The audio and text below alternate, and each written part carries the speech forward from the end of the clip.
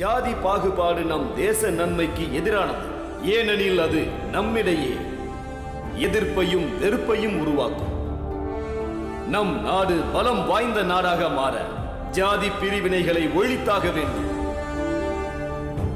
நாம் புதிய இந்தியாவை கட்டமைக்கும் போது சகோதரத்துவத்திற்கும் சம உரிமைக்கும் முக்கியத்துவம் தர வேண்டும்.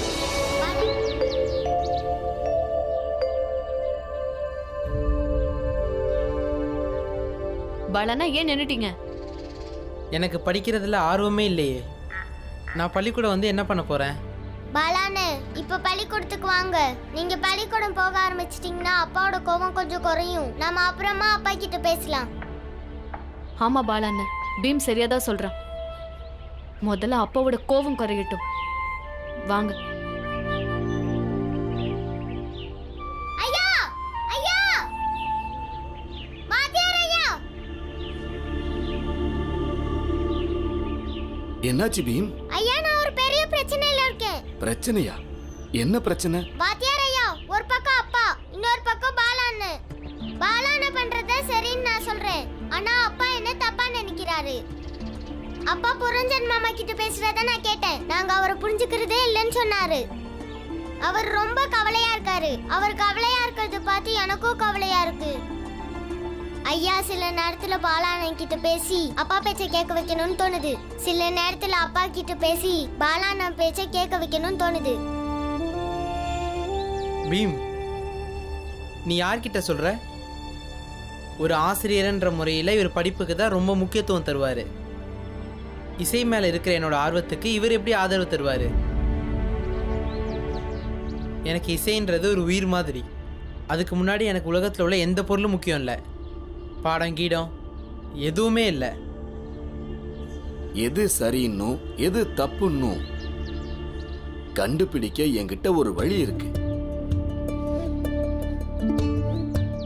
என் கூட வாங்க. வாங்கன்னு சொல்றல்ல, வாங்க. ஒரே விஷயத்த பேசிட்டு உட்காந்துட்டு இருக்காரு. நீங்களே கொஞ்சம் அவர்கிட்ட பேசி புரிய வைங்க. பாலா திரும்பவும் பள்ளிக்கூடத்துக்கு போயிட்டான்ல, இனியாவது பாலா மேல கோவப்படுறதை விட்டுட்டு அவன்கிட்ட நல்லபடியா பேச சொல்லுங்க. ஆமா ராம்ஜி, அண்ணி சொல்றது உண்மைதானே. புதுசா வேலை கிடைச்சிருக்கு, போய் பார்க்கலாம். இப்படியே சோர்ந்து போய் உட்காந்துட்டா நம்ம பொழப்ப யார் பார்க்கறது? உன்னோட பசங்க ரொம்ப புத்திசாலிங்க, திறமையானவங்களும் கூட. எப்பவுமே தப்பு பண்ண மாட்டாங்க. எல்லாரும் சேர்ந்து எனக்கு தான் அறிவுரை சொல்றீங்க. ஆனா என் பிரச்சனை என்னன்னு யாருமே புரிஞ்சுக்க மாட்டேங்கிறீங்க. பாலா நம்ம மூத்த மகன். அவன் படிக்கிற பாதையில இருந்து விலகிட்டானா மத்த பசங்களும் படிக்கிறத விட்டுருவாங்க. எனக்கு தெரியுங்க. ராம்ஜி சக்பாலோட வீடு தானே? ஆமாங்க, சொல்லுங்க. கங்கா அண்ணி குடும்பத்துக்காக எங்க அண்ணன் கொடுத்து விட்டது இது. நான் இந்த வழியா போறேன்னு தெரிஞ்சதுனால என்கிட்ட கொடுத்து விட்டாரு.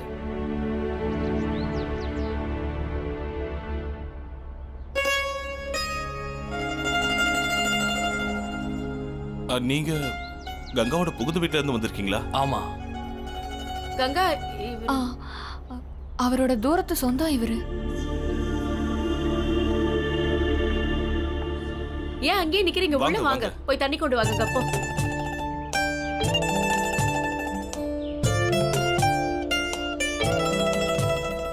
ரொம்ப நன்றிங்க. இத கொஞ்சம் புடிங்க. நீ நான் போய் தண்ணி வைக்கிறேன். அங்க எல்லாரும் நல்லா இருக்காங்கல்ல? எல்லாரும் நல்லா இருக்காங்க. மருமக பிள்ளை கிட்ட சொல்லுங்க, வேலை இல்லாதப்ப இங்க வந்துட்டு போக சொல்லுங்க. எங்களுக்கும் சந்தோஷமா இருக்கும்ல.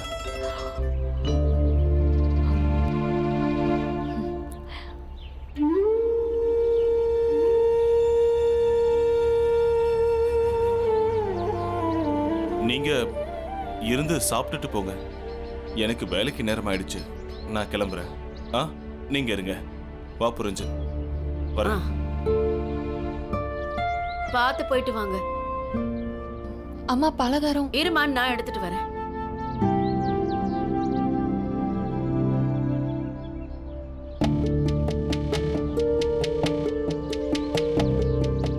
நான் உங்ககிட்ட கொஞ்சம் பேசணும்.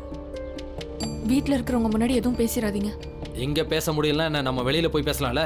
நான் எதுவும் பேச விரும்பல. அவர்கிட்ட போய் சொல்லிடுங்க. யோசிச்சு சொல்லுங்க.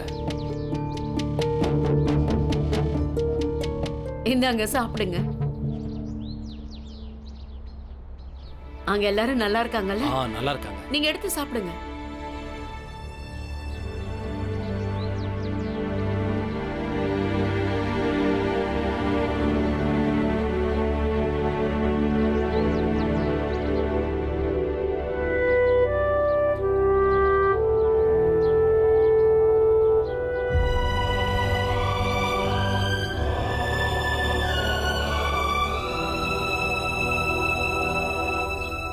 நீ பிடிவாதமா இருக்கல்ல, அப்ப சரி.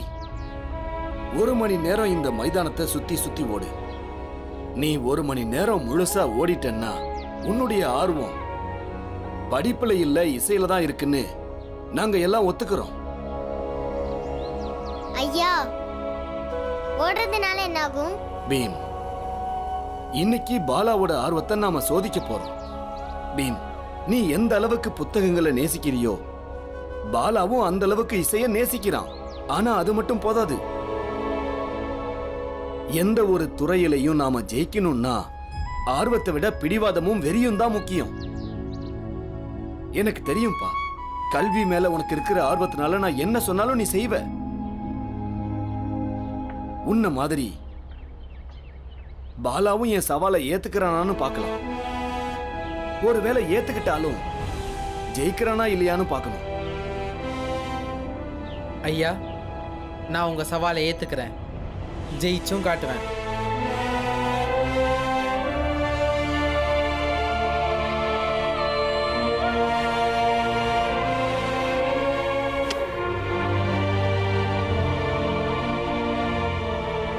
அப்ப சரி, ஓட ஆரம்பி.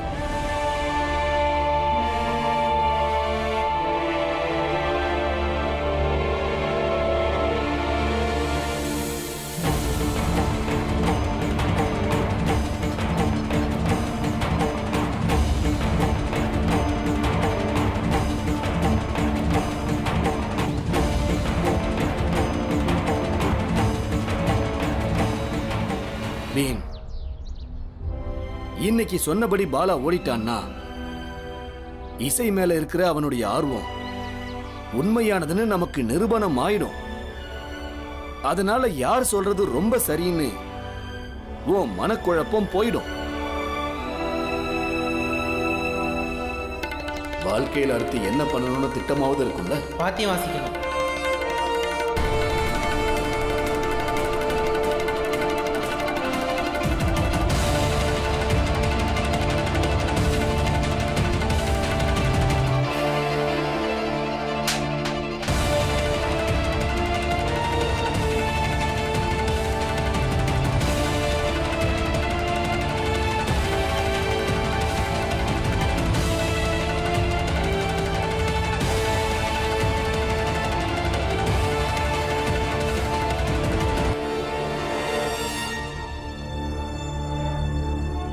என்னோட பாலா அண்ணனை திரும்ப வீட்டுக்கு கூட்டிட்டு போயிடுவேன் நான் தான் சொன்னேன்ல. நான் எங்க அண்ணனை திரும்பவும் எங்க வீட்டுக்கு கூட்டிட்டு போறேன். நீங்க என் வகுப்புல இருந்து எந்த புத்தகத்துல இருந்து வேணா என்கிட்ட 5 கேள்வி கேளுங்க. அதுல நான் ஒரு கேள்விக்காவது தப்பா பதில் சொல்லிட்டா நாங்க அந்த நிமிஷமே இந்த ஸ்கூலை விட்டு வெளியில போயிடுவோம்.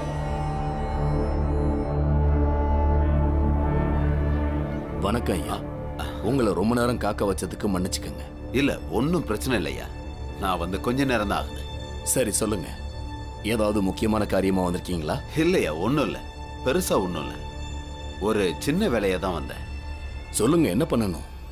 இங்க படிக்கிற ஒரு பையன் கூட நான் ஒரு நாள் விவாதம் பண்ணது ஞாபகம் இருக்கா? ஞாபகம் இருக்கு ஐயா. அந்த 3 பசங்களும் ரொம்ப குறும்புக்காரனுங்க. அவங்கள உடனே பள்ளிக்கூடத்தை விட்டு அனுப்பிடுங்கன்னு சொல்றேன். நான் அதுக்கு பதிலா உங்களுக்காக அழகான ஒரு மோதிரத்தை கொண்டு வந்திருக்கேன், வாங்கிக்கங்க. மற்றவங்களா ஓடுறதா இருந்தா ஓடட்டும், ஆனா பீமராவ் எப்பவும் ஓட மாட்டான். நான் நல்லா படிப்பேன். ஒரு நாள் நீங்களே நினைச்சு பெருமைப்படுவீங்க. இந்த ஸ்கூலும் என்ன நினைச்சு பெருமைப்படும். 3 பேரும் குறும்புக்காரங்கிற காரணத்துக்காக மட்டும் நீங்க இப்படி மோதிரத்தை லஞ்சமா கொடுத்து அவங்க 3 பேரையும் இந்த பள்ளிக்கூடத்தை விட்டு அனுப்ப முயற்சி பண்ணவே மாட்டீங்க. எனக்கு என்னவோ நீங்க நடந்துக்கிறத பார்த்தா நீங்க வாழ்க்கையில பள்ளிக்கூடத்துக்கே போயிருக்க மாட்டீங்கன்னு தோணுது. அதான் இப்படி படிப்பறிவு இல்லாத முட்டாளா இருக்கீங்க. நாலனா சம்பளம் வாங்கிட்டு வேலை செய்யற தலைமை ஆசிரியர் நீங்க என்ன அவமானப்படுத்துறீங்களா? எந்திரியா.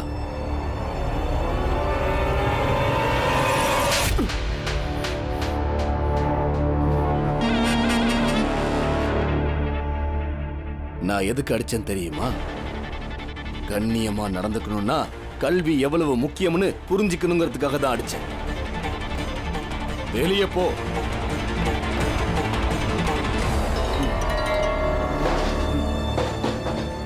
ஒரு நிமிஷம். உங்க பையனை ஒழுங்கா பள்ளிக்கூடத்துக்கு அனுப்புங்க. இல்லன்னா அவனும் உங்களை மாதிரி படிப்பறிவு இல்லாத முட்டாளா மாறிடுவான். இப்ப கிளம்புங்க. ஆனா சொன்னதை மறந்துடாதீங்க.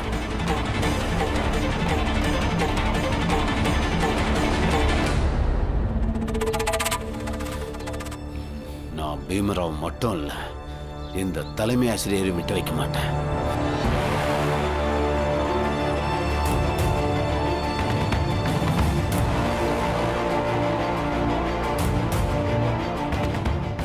பாலாண்ணா நம்பிக்கை எழுந்துடாதீங்க.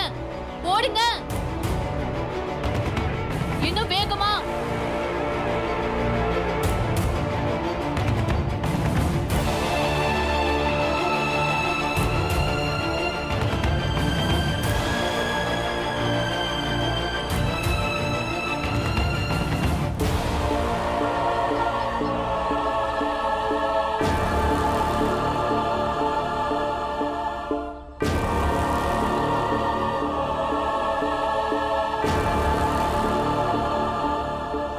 ஒரு மணி நேரம் ஆகிறதுக்கு இன்னும் 5 நிமிஷம் பாக்கி இருக்கு.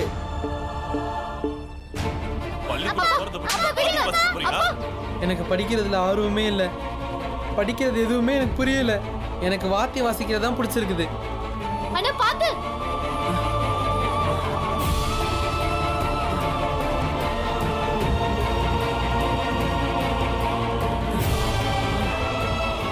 இவன் வாத்தியம் வாசிக்கிறதை எப்ப விடுறானோ அப்பதான் இந்த வீட்டுக்குள்ள நுழையணும். என்னால வாத்தியம் வாசிக்கிறதை விட முடியாது. ஒரு வாத்தியக்காரனுக்கு இந்த வீட்டுல இடம் கிடையாது. இங்க இருந்து வெளியே போ.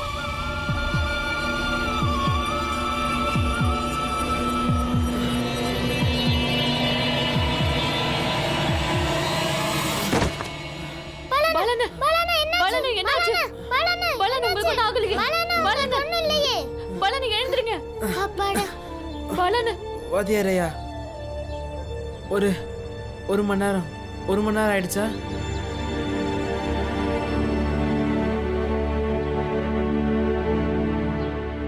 ஆமா ஆயிடுச்சா? எந்திரிங்க பாலானா. பாத்து.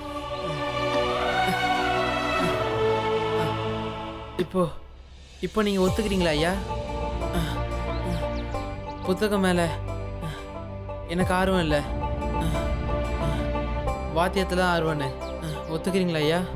நான் ஒரு ஆசிரியர். அதனால படிப்போட மகத்துவத்தை குறைச்சு சொல்ல மாட்டேன். ஆனா இதுவும் உண்மைதான். ஆர்வம் இல்லைன்னா படிப்பு மட்டும் இல்ல, வேற எந்த வேலையை செய்யறதுனாலும் எந்த பிரயோஜனமும் இல்ல. பீம், பாலாவுக்கு படிக்கிறதுல ஆர்வம் இல்ல, இசையில தான் இருக்குது. ஆர்வம் இல்லாம நம்ம கட்டாயப்படுத்த கூடாது. அப்ப ஐயா, நாங்க இப்ப என்ன பண்ணணும்? ஒரு பக்கம் பள்ளிக்கூடம் வந்து படிக்கட்டும், அதுக்கு பிறகு இசையையும் கத்துக்கட்டும். படிப்புல ஆர்வம் இல்லாம இருந்தா கூட எக்காரணம் கொண்டும் படிப்பை விட்டுறக்கூடாது. அப்படி பண்ணா படிப்பும் கிடைக்கும், பணமும் சம்பாதிக்கலாம். அதனால அறிவும் வளரும், இசையிலையும் நல்லா சாதிக்கலாம். புரியுதா? இப்ப 3 பேரும் பள்ளிக்கூடம் போங்க. பாத்து எழுந்திருங்க. பாலானா இது புடிங்க.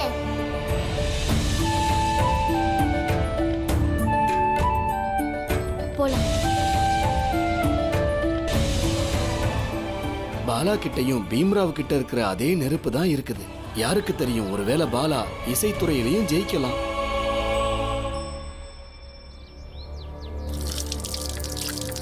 இங்க பாருங்க, நான் உங்க கூட வாதாட வரல. அண்ணா உங்களை திரும்ப வர சொன்னாரு. நீங்க திரும்ப வரலைன்னா பின்விளைவுகள் மோசமா இருக்குன்னாரு. ஆனா அவர் திருந்துற வரைக்கும் நான் திரும்ப வர மாட்டேன்னு அவர்கிட்ட போய் சொல்லிடுங்க.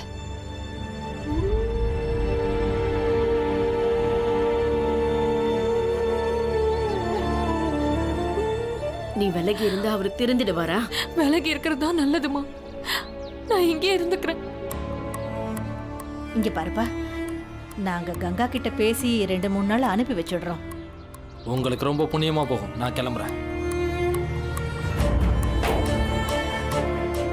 இல்லம்மா, நான் போக மாட்டேன். கங்கா, நான் சொல்றத கேளு. தினமும் அதே பிரச்சனை தான். ராத்திரி ஒழுங்கா வீட்டுக்கு வரதே இல்ல. நல்லா குடிக்கிறாரு.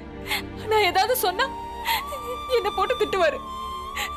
அவர் கூட தினமும் சண்டை போட்டு நான் ரொம்ப நொந்து போயிட்டேன். இங்கே இருந்துக்கிறேன். இப்படி நீ இங்க உட்கார்ந்துட்டு இருந்தா உன் பிரச்சனை தீராது. உனக்கு 2 பசங்க இருக்காங்க. அவங்க என்ன ஆவாங்க? அவருக்கும் குழந்தைங்க தானே, அவர் பாத்துக்கிட்டோம். அப்பதான் அவருக்கு பொறுப்புனா என்னன்னு தெரிய வரும். மொத்த குடும்பமும் அவரால கஷ்டப்படுது. கங்கா, இது அவ்வளவு நல்லதா எனக்கு படலம்மா. எல்லாரும் வருத்தப்படுறாங்கன்னா எல்லாரும் சேர்ந்து அவர்கிட்ட பேசுங்க, அவருக்கு புரிய வைங்க. அத்தை, நான் புரிய வச்சுட்டேன். ஆனா எந்த பிரயோஜனமும் இல்ல. அவருக்கு பிடிச்சதுதான் அவர் செய்யறாரு. நான் இப்படி கொஞ்சம் விலகி இருந்தாதான் அவர் கொஞ்சமாவது திருந்துவாரு. ஒருவேளை அப்பவும் அவர் திருந்தலன்னா நிரந்தரமா நீ இங்கே இப்படி இருந்துருவியா? ஆமா, அவரை விட்டு பிரிஞ்சிருவேன். ஓங்கி அரைஞ்சனா பாத்துக்க. நீ என்ன விளையாடிட்டு இருக்கிறியா? தனியா பிரிஞ்சு வர போறாளாமே. ஒரு ஆம்பளையோட துணை இல்லாம பொம்பளை வாழ்க்கை முழுமை அடையாது. அத்தை, ஒரு ஆம்பளையோட வாழ்க்கையும் பொம்பளை இல்லாம முழுமை அடையாது. இந்த விஷயத்த ஆம்பளைங்களும் புரிஞ்சுக்கணும்.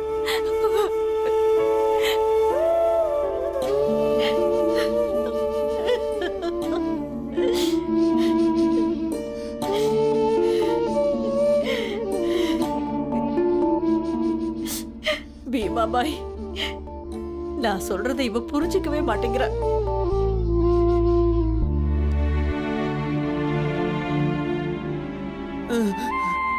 ரொம்ப வலிக்குது. இப்ப வகுப்புல வந்து எப்படி உட்கார போறேன்னே தெரியல. கொஞ்சம் பொறுத்துக்கங்க பாலாண்ண. உங்களால நடக்க முடியலனா நாங்க 2 பேர் தான் உங்களை தூக்கிட்டு போகணும். அப்புறம் அம்மா, அத்தை, அக்கா எல்லாரும் கேள்வி மேல கேள்வி கேட்பாங்க. ஆமா பாலானு, கொஞ்சம் படுத்துக்கோங்க. கொஞ்ச நேரத்துல வலி சரியாயிரும். பாலானு, ஓட்ட பந்தயத்துல என்ன அந்த பையன் விழ வச்சது ஞாபகம் இருக்கா? அப்புறம் அப்பா பண்ண வேலையில எப்படி சரியாச்சு பாத்தீங்களா? ஞாபகம் இருக்கா இல்ல மறந்துட்டீங்களா? ஏய், என்னாச்சு பாலா? நல்லா இருக்கியா? நல்லா இல்ல, எனக்கு கால் ரொம்ப வலிக்குது. நீ திரும்பவும் பள்ளிக்கூடம் போக ஆரம்பிச்சிட்டியா? ஆமா. ஏன் இப்படி பண்ற? உன் நேரத்தை ஏன் வீணடிக்கிற? உனக்கு இசையில தானே ஆர்வம். அப்ப அதையே பண்ணு. நீ அன்னைக்கு பண்ண வேலையில தான் கார்த்தியன் உன்னை வெளியே அனுப்பிச்சிட்டாரு. இல்லைன்னா நீ கொஞ்சம் கொஞ்சமா நல்லா வாசிக்க ஆரம்பிச்சிருப்ப. அதுக்காக தான் ஆசிரியர் ஐயாவும் பாலானனை சோதிச்சாரு. 1 மணி நேரம் ஓடவும் சொன்னாரு. இவர் ஆர்வத்தையும் வேகத்தையும் பார்த்து வாத்திய வாசிக்க போகட்டும்னு வாத்தியார் ஐயாவே சொல்லிட்டாரு. ஆனா எப்படி வாசிக்கிறது? அப்பா தான் ஒத்துக்க மாட்டாரே. அதான் பிரச்சனை. அதுக்கு என்கிட்ட ஒரு வழி இருக்கு. என்ன? உன்ன மாதிரி நிறைய பசங்க ஆர்வத்துல வருவானுங்க. அவங்க வீட்டுக்காரங்க ஒத்துக்க மாட்டாங்க. அதுல சில பசங்க வீட்டை விட்டு ஓடி போயிடுவானுங்க. 2-3 மாசத்துக்கு அப்புறம் வீட்டுக்காரங்க சேர்த்துப்பாங்க.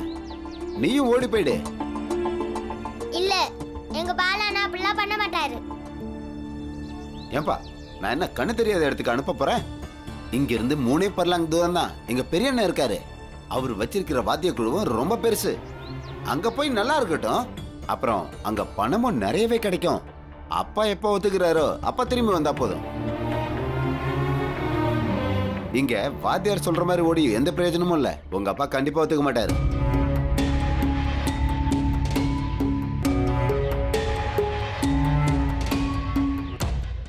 எங்க அப்பா ஒத்துப்பாரு.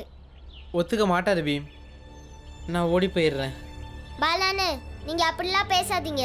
நம்ம வீட்ல எல்லாரும் உங்க மேல எவ்வளவு பாசம் வச்சிருக்காங்கன்னு தெரியும்ல. நீங்க வீட்டை விட்டு ஓடி போயிட்டீங்கன்னா வீட்ல எல்லாரும் அழுதுகிட்டே தான் இருப்பாங்க.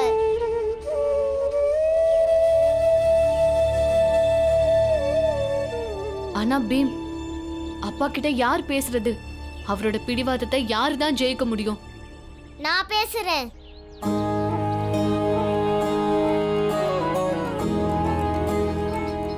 அவரோட பிடிவாதத்தை நான் ஜெயிச்சு காட்டுறேன். பாலான வாத்திய வாசிக்க போகட்டும்னு அப்பா வாயாலே சொல்ல வைக்கிறேன். இங்க பாருங்க, இன்னொரு தடவை எங்க அண்ணன் கிட்ட வந்து வீட்டை விட்டு ஓடுறத பத்தி பேசாதீங்க. வாங்க பாலானு. என் பையன் எடுத்து கொடு.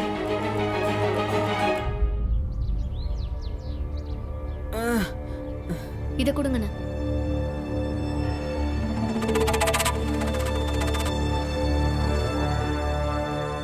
பாலா வீட்டை விட்டு ஓட மாட்டேன்ட்டானா? ஒன்னும் பிரச்சனை இல்லை. கண்டிப்பா இந்த பீம்ராவ் கண்டிப்பா அவங்க அப்பா கிட்ட வாதாடி தோக்க தான் போறான். அப்புறம் பாலா நிரந்தரமா நம்ம வழிக்கு வந்துருவோம். அதுதானே எனக்கு வேணும்.